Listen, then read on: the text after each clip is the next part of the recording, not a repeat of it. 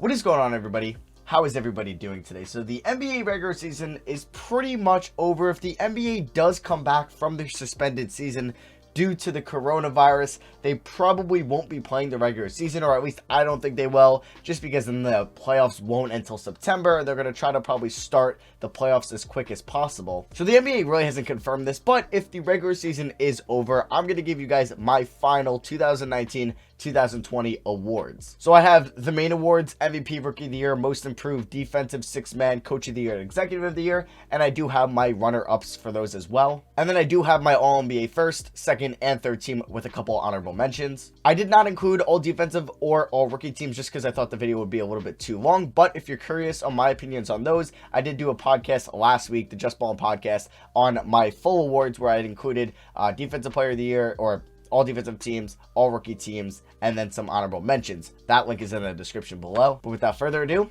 let's get into this. So my 2019-2020 MVP is Giannis Antetokounmpo. No surprise there. Giannis Antetokounmpo ended his 2019-20 season averaging 29.5 points per game, 13.5 rebounds per game, and just under 6 assists per night. And he did all of that in 31 minutes a game, which is below his 33 minutes a game last year, in which he won MVP. He was the best player on the best team in the NBA, leading the Bucks to a 53-12 record. He's top 5 in offensive and defensive RPM, so overall he is number 1 in RPM, which is ESPN's top advanced metric. He's top 5 in offensive player impact plus minus, PIPM, same with defense, and same with overall for Jacob Goldstein's player impact plus minus. He averaged a steal and a block a night. He was a great rim protector and a great defender for the Milwaukee Bucks. He might be the defensive player of the year. We'll get to that later, but he's my for sure MVP for this season. And my runner-up for MVP was LeBron James. My 2019-2020 Rookie of the Year is Ja Morant. Now, Ja Morant was the best player on a Grizzlies team, which a lot of people thought were going to be one of the worst teams in the NBA,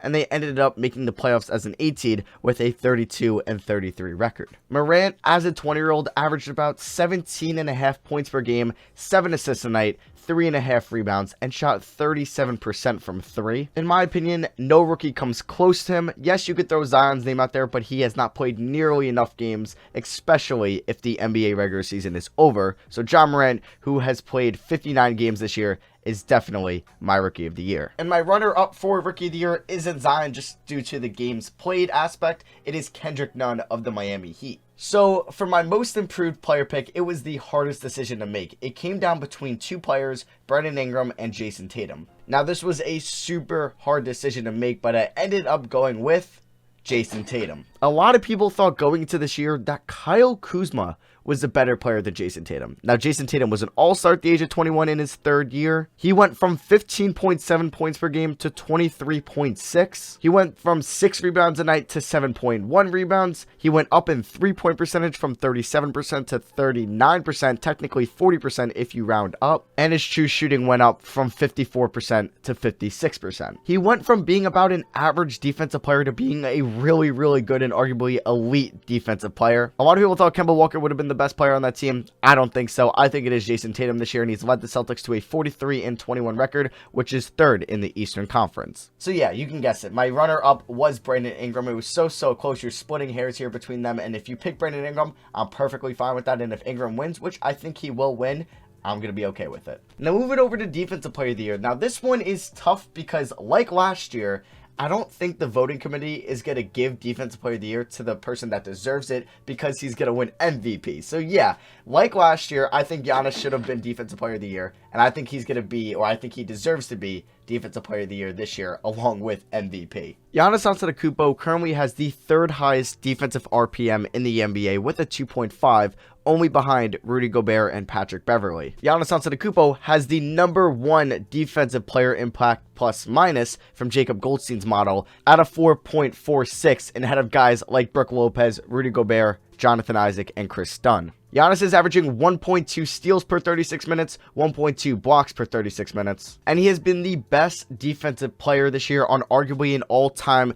great defensive team in the Milwaukee Bucks, who are number 1 in defensive net rating by a wide margin. I don't think that the voting committee will give Giannis both MVP and Defensive Player of the Year, but I personally believe he deserves to win both. And my runner-up is Rudy Gobert. It came down between Rudy Gobert and Anthony Davis. Ben Simmons was in there a little bit, but I ended up going with those two and giving it to Rudy Gobert. Now, I know Lakers/AD fans are going to get upset with that, but if you look at the advanced metrics that I mentioned, defensive RPM and defensive PIPM, Gobert is higher than AD in both of those. And the on-off metrics, it seems like Gobert is more important to that team defensively than AD is for the Lakers. And really, the only thing AD stands out over Rudy Gobert is blocks, which really doesn't tell the whole story.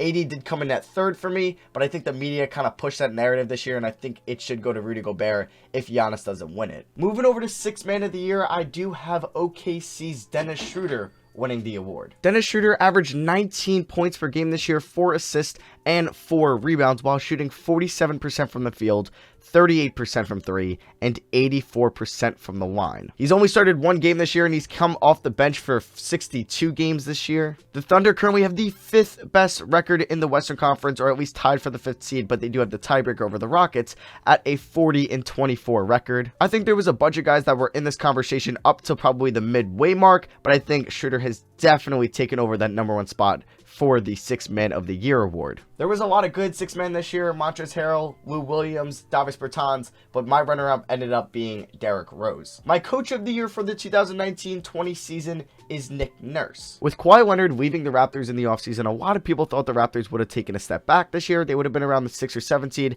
and really not has been as good as they were last year. But if the season did end today, they would be the 2 seed in the Eastern Conference with a 46-18 record. And it's really impressive what Nurse did with this Raptors team, who had a ton of injuries. Pascal Siakam missed time, Kyle Lowry missed time, Fred VanVleet missed time, Serge Ibaka missed time, Norman Powell missed time, Marc Gasol missed time. So it is really impressive to see what Nick Nurse did with this depleted Raptors squad. He's led the Raptors to being 13th in offense, 2nd in defense, and 3rd overall in net rating. My runner-up ended up being a coach of a good team that a lot of people thought would have been good, but not the best in their conference, and that is Frank Vogel. And my final main award pick here is Executive of the Year, and I have that going to Lawrence Frank, who's the president of basketball operations for the Los Angeles Clippers. They added Kawhi Leonard, they added Paul George, they traded for Marcus Morris, they were able to pick up Reggie Jackson throughout the year. You don't just add that much of star power and not win this award. And yes, you could say Sean Marks could be the runner-up because he did add Kyrie Irving and Kevin Durant, but KD didn't really play this year. So my runner-up for Executive of the Year ended up being the guy who traded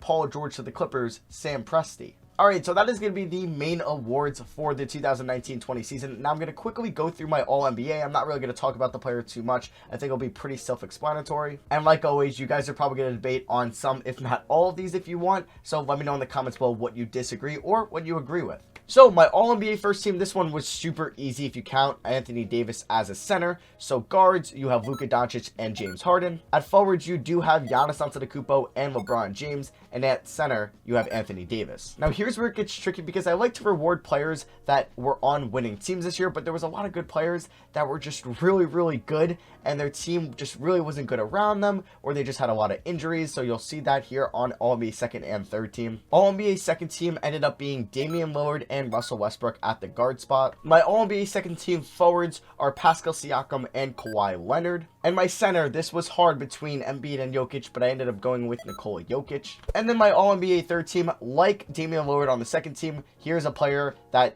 isn't on a winning team this year, and that is Trae Young, but he's just having such a good year. It was hard to find this other guard spot, but I ended up going with Chris Paul. And then my All-NBA third team forwards, it came down to 4 guys that it was between, but I ended up going with Jason Tatum and Jimmy Butler. And then my All-NBA third team center was Joel Embiid. Now I do have 5 honorable mentions that I'm perfectly okay if you do put them on an All-NBA team. And that is Chris Middleton, Ben Simmons, Bradley Beal, Bam Adebayo, and Devin Booker. So yeah, that is going to wrap out my final 2019-20 awards, unless they finish out the regular season, but I don't think that they will. Let me know what your picks are in the comment section below, or what you disagree with on my picks. That is going to be for me. Thank you all for watching. I love you guys, and I'll see you guys next video. Peace.